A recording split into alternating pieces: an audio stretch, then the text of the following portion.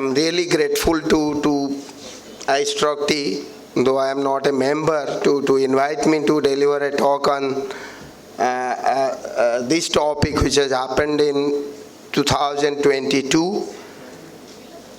This is just, it's a work of around 1 year. In August 2021, Honorable Supreme Court of India passed an order that this tower should be demolished, and it has to be demolished under the supervision of CSR CBRI. That's a straight away order released. Before that, we were not knowing anything. And before that, we know that the welfare associations surrounding these towers, they fought their case for 12 years.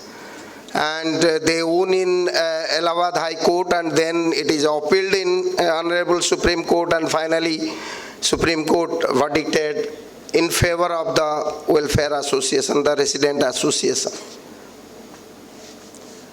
And there was a challenge. Nobody was cooperating because nobody was interested to demolish that thing. And we, known as Central Building Research Institute, nobody believed that we also can do demolition. Not demolition, it's safe demolition. So that's another aspect of it. So every time when I entered, maybe around February, March 22, my then director, told me you have to lead this. And I am not a structural engineer. I am a disaster management person. I am a geotechnical geohazards person. So I have to look at overall. So I put one condition: I have to choose my team. And intentionally, I chose a young team. That's a message for the young guys sitting behind. So I intentionally chose a young team because they have a lot of energy, they have knowledge, and they have a capacity to take challenges. So that's why I just choose my own team, and in my team there are structural engineers, geotechnical engineers, and I put a condition that I need some blast and design experts. So I talked to my sister organization, Simphar Dhanbad, that is Central Mining and Fuel Research Institute. I picked up 2 scientists from that institute. So we are total 7 in that.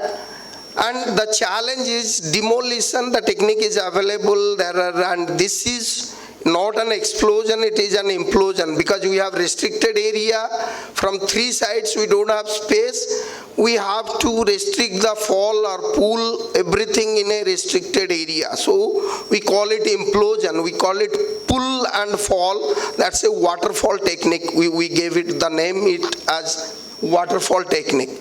So we have to design for that. And the first and foremost challenge was the residential people association. There are 9 towers all around this twin tower. They were against it, that CBRI is not cooperating. So my first challenge was to take the public on board. As not looking into Noida Authority, not looking into Supertech, not looking into this structure. I have to build a confidence amongst the public. They must be sure it can be safely demolished. Then only my half job will be done. So what I did with my team, lot of meetings with them. We structurally investigated all their 9 towers and what are the weak elements, all sorts of analysis and this thing, and we strengthened the surrounding structures around the twin tower for the weakest elements, so that the fear was the ground vibration. What we predicted, it was that the code says it should be 10 mm per second, and so for the near structures, and it was coming around 10, 11. So that is my worry, whether these structures can take that sort of vibration. So we have to simultaneously reduce the ground vibration, and as well as we have to strengthen these surrounding structures. That was our approach. So in building demolition, we do reconnaissance engineering surveys, we do hazard identification, risk assessment, then we prepare a disaster management plan, and then we go for a standard operating procedure. So here the challenges were, one is 9 towers surrounding, the nearest was 9 meter from Twin Tower. And the other one was Gale gas pipeline. It was operating under 30 bar pressure, and it was just 16 meter away from this Twin Tower, and it was buried to 3 to 4 meter. So when we talked with Gale people, they told we cannot sort it down. We have to operate it, otherwise per day our loss will be 10 crores or above. So they told that we'll reduce the operating pressure, but we cannot stop it. So under that condition, the demolition has to be performed. So this is the Twin Tower, and the tower, the height was 103 meter and 97 meter. One is 2 basement, ground floor plus 32 floors, and the Sian Tower, the front one is Sian, was 97 meter height with 2 basement, ground floor and 30 floor. And if you'll see the structure, no structural engineer will recommend it for demolition. It was such a robust and resilient structure with high density of shear walls. And you will see when I will show you some of the photographs of the shear walls, and the strength of the concrete is around 40 MPa. So you will never recommend to demolition, but the fact is that area was declared as a parking place for the surrounding structures. So slowly they took approval from Noida authority, 5-story, another 5-story, like that they went up to 32-story. So when they look, and in this 30 people from Noida authority, they lost their job. Supertech is penalized. This is just, there are many other options. Can you convert it into a hospital? Can you convert it into a university or something like that? But Supreme Court just told that I have to give a message to all the construction agencies, to the builders. There is violation in guidelines or codes will not be acceptable, will not be tolerable. So that's the message given through this demolition. It was structurally not weak. It was structurally very robust structure. And you can see the place of this is the Twin Tower, and the longer one is Apex, and the front one is Sian. And you can see all the 3 sides. There are 5 which is nearby, that is ATS village, and the other side is Ikorba, that is Aster 3, and there are other names of the buildings. So we are concerned about these 9 towers, and the nearest one was 9 meter, which is just this side. On the screen it's not working. This one, sir? Yeah, this was the closest one, which was 9 meter, and then here in the eastern side, this portion, this was 21 meter. On the south, it is 20.5 meter, and southwest it was 31 meter, and the Gale pipeline was passing through this alignment, and the nearest distance was here, and here it was 16 meter. So this is the. So what we we just first decided 250 meter away from the Twin Tower will have cordoned this area. There will be emergency services, emergency assembly points. Then we put a viewpoint over here. When the burst will be triggered, all the people, they will evacuate this area and they will go to this. And we planned for the residents, we booked the hotels. For the elders, we booked the Noida authority, booked the hospitals. We shifted in the morning 8 a.m. we shifted all the residents of these 9 towers to their relatives or hotels or hospitals for the elderly people or were bedridden. And 2:30 was the operation done, and evening 7 o'clock they were back to their home. So that was the timing for this. Then we closed these points for the road because there are Noida highway. So we closed the highway for 1.5 hours, and then the guards were put exclusion zone, then initiation point. This is the twin tower, and the blaster has to be here with 1 or 2 people from our team to just trigger the blast, to initiate the blast. So this is on Google image, and the major role we first selected out of the global expertise available for safe demolition. We evaluated all the companies. There are 3 companies participated for this, and we found the one Mumbai-based company, that is Edifice Engineering, with South Africa-based jet demolition. We selected this combination of companies to execute this operation. The explosive blast design evaluation, they designed the explosives blast, how it will be put and in what way, and our team from Simper, they evaluated it and there are minor changes. We have done a test blast, and after that the explosive quantity from 2500 kg, it moved up to 3200 kg. So because the test blast was not as per our expectation, so we have to increase the blast charge. Then we are in contact with GAIL gas pipeline. They have initial design how to safeguard there. We modified it and finally placed it. Then strengthening, doing the structural assessment, and then executing the strengthening under our supervision is done.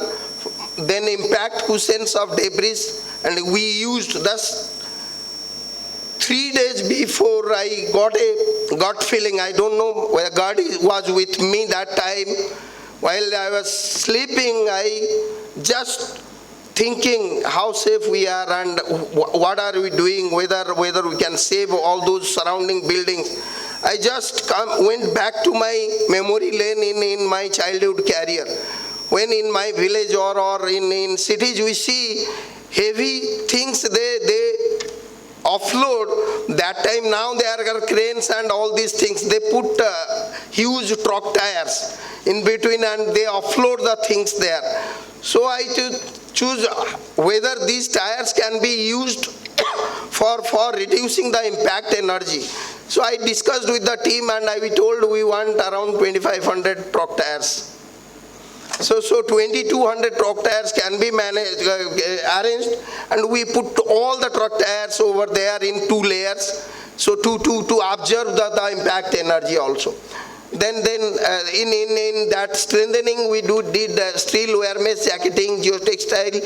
This is for arresting the fly debris. When there will be an explosion from the shear wall, the lot of debris or the air overpressure will be created. To restrict it, we put steel wear mesh, we call it chain link, and then geotextile fabric of 500 GSM. I'll show you in the. Then pre-demolition preparatory works, extensive instrumentation we have done around those 250-meter radius surroundings. So this is the sequence and this is the team. I was telling, Director Gopala Krishnan from ACRC Chennai was our director, and then he left. Then acting director Anjan Ray came, and then rest of were the core teams for executing this. So this is the strengthening we did for all the 9 towers. Effectively 3-4 towers where the basement columns and beams were in very dilapidated condition, very this thing. So when we did the structural analysis, we find exactly what are the elements with the weak points, where it can be the ground vibration can be a concern for these structures. So we identified those elements and we did the strengthening and for this 1 month before. So we did steel jacketing, RC jacketing, FRP wrapping, propping, extra precautions. We did the propping, joint strengthening, epoxy injection, that grouting, all these things we have done. So this is the Twin Tower and the design, how we did it. So when we went for this implosion technique, our thing is some floors has to be crushed and some floors has to be used for a directional fall. So the black labels are the floors, we call it primary blast floors, where the whole floor is with the explosives and it will be crossed as a whole. And the light gray label is the layer where the front half is loaded with explosive to give a directional pull. So it will pull and then the cross, it will fall there.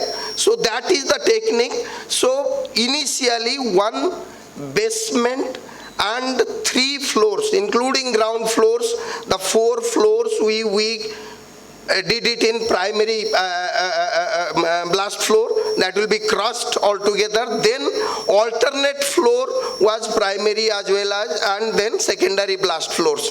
And another point is, this is the 9-meter distance. So what we did, we had steel containers, 3 containers up to the first floor of the towers. We put one upon one, we anchored into the ground, and we are also tied all these 3 containers labels with each other, and we packed this with the other building with truck tires. So if something falls over there, it can absorb that sort of this thing. So this is apex building, and the fall was directional to this direction, and these are the seconds. At 0 second this will be exploded, at 1st second this level will be exploded, 2nd, 3rd, 4th, 5th, 6th, 7th. It was 7-second operation, and similarly a overlapping Sion tower, it will be blasted for 3.5 seconds. So 3.5 seconds of this and 3.5 seconds out of that 7 second will overlap, and finally the fall will happen for 2 seconds. So total operation is 9 seconds. So this we design and with accuracy, because if the fall will be at least 1 degree deviated, then all these 4 buildings will go. That are nearest buildings were there. So, and what we analyzed, that the debris pile up will be like this. This was our analysis. That's why we put steel bins over here and like this, and this is for towards the western side. You can see the park was there on the western side. On the eastern side there are some spaces available, but the north and south they are full with towers. So we don't have space in north, south and eastern direction. We have some space in the western direction, and this is I think the southern face.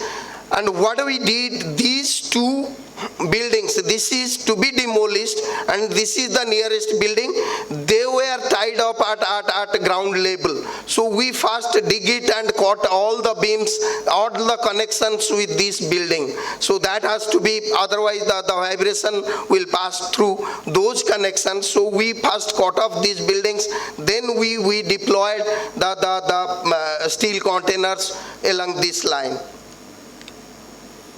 And this is the impact cushions all over area.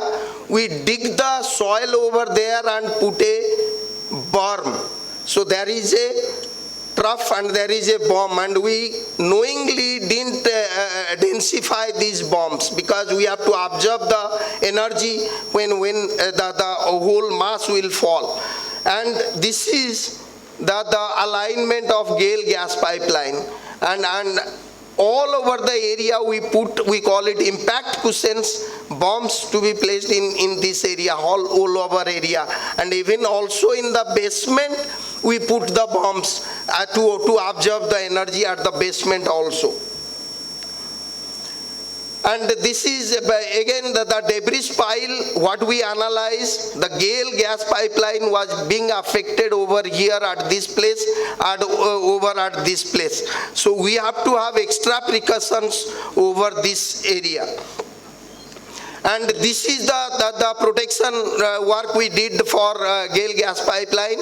We put just above the GAIL gas pipeline 3-meter thick steel plates to just cut off the vibration from over here, then a 2-meter high bomb, and also we put some tires on this at these locations to absorb the impact energy. So what I was telling about the wire mesh and the geofabrics, so the primary floors is wrapped with 5, initially before the test blast we are 5 and 3 layer of geofabric and the wire mesh, but we increased it with the 5 layers of chain link and 4 layers of geofabric with 500 GSM for the bottom 4 flight floors which are the primary blast floors, and then secondary blast floors we have certain reduced amount, and these are the quantities, the number of boreholes we drilled with the shear walls. So for the primary blast floors we selected there will be 5 boreholes which will be charged with the explosives, and in the secondary blast floor we have 3 holes. So to total, after test blast, finally it was around 10,000 and it is 16,000 meters, and the wire mesh we used this meter square, the geofabric we used, the primary blast floors were in combination of 2 buildings, it was 21 floors, and secondary blast floors were 4, and there are explosives 3.4 tons, 3,400 kg we used, and the charge days, 18 days we took to charge both the buildings. I'll rush up. So these are the combination how we used, and finally we set up a timeline, and we took the permission from Honorable Supreme Court that 28th August 22 will be the demolition date. And you can see the structure, how the shear wall, somewhere we have to separate the shear walls, and this will be treated as a different one, and this will be as a different one, and this is the final product. After 5 layers of wire meshing and 4 layers of geofabrics with 500, and these are the boreholes you can see which were charged, and this is one side open, the other side is not open. We left at least 1 meter from this, so to just crush these walls. And this is the final shape, and the color of this fabric, don't go by it, as per availability we used, that the black and white has no meaning, it's all 500 GSM geofabric. Then draping of geotextiles also in the surrounding, because dust is a bigger concern, and we instructed to wrap all the outside unit of ACs with geofabrics, then the whole building with the geofabrics. There are a lot of glass facets in the buildings. We told that we may not save these glass facets, it will break and it will be replaced by Supertech.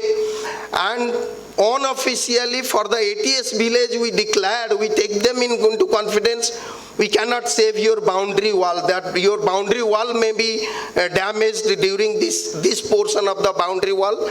So accordingly we did it, and till the last moment from Ministry of Environment and Forest, a team came, there are a lot of dogs and cats inside that. The building is fully charged with 3.4 ton of explosives, and just before half an hour Nobody was ready to enter that building, and I have to take a call. I told that this is a charged building with this much of explosive. If your team can enter, I will enter with you and show you that there is no animal or this thing. So then they were ready. When I took them into the ground floor, from the ground floor entry, seeing the connections of all these things, we are now agreed that there is no animal and we need not to enter into this. So there are a lot of challenges, and the IG police, he came with his team. This person should be identifiable after this operation. He should be traceable. So like that, under that sort of tension, we did it. So the credit goes to our science, our engineering, our technology. We are proud of that. So Indian science can do marvels, Indian engineering can do marvels. So this is the steel bin. I will go through. These are the tires. I will just go through. You see the tires on the Gale gas pipeline and the bombs we created all around the air, even in the basement. So finally, these are you can see the spots. We put 15 seismometers, all high-speed cameras, everything around within that 250-meter radius scale. And we tried to put we call it black box. You must have seen in the news. We put a IMU unit in that to just monitor if we can save it. We can monitor the type of fall and it is basically inertia measuring units. So, but we could not extract any one of them. 2-3 were extracted, but the chip was destroyed. So we could not extract any data. But the seismometers, there are beautiful data from nearest was 10 meters away from this building in the basement of this, then first floor, then fifth floor, and then up to 250 meter. We measured the vibration with time, and it is beautifully covered, and we achieved 8 mm per second vibration. So we controlled it from 11 mm per second. These are the black box. This is the last slides. This is the footwall, and you can see this is the bin, steel bin. It just touched what we predicted. It just touched this portion, and this is the footwall. And I was afraid to.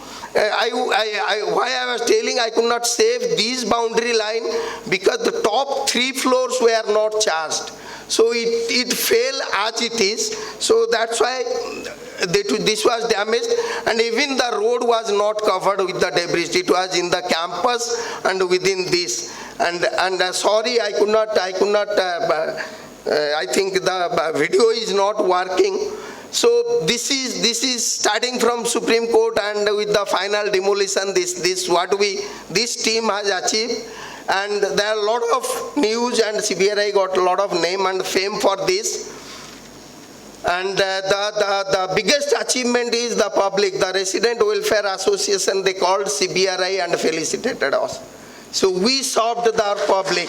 So that's our duty as an engineer, as a scientist, or whatever we do. We do it to serve the people, to serve the society. And this is that demolition place as of yesterday. I called the president of that Resident Welfare Association. He shared these photographs. You see beautiful swimming pool, the beautiful garden, it was meant for, why the verdict was against this building. So thank you very much for this.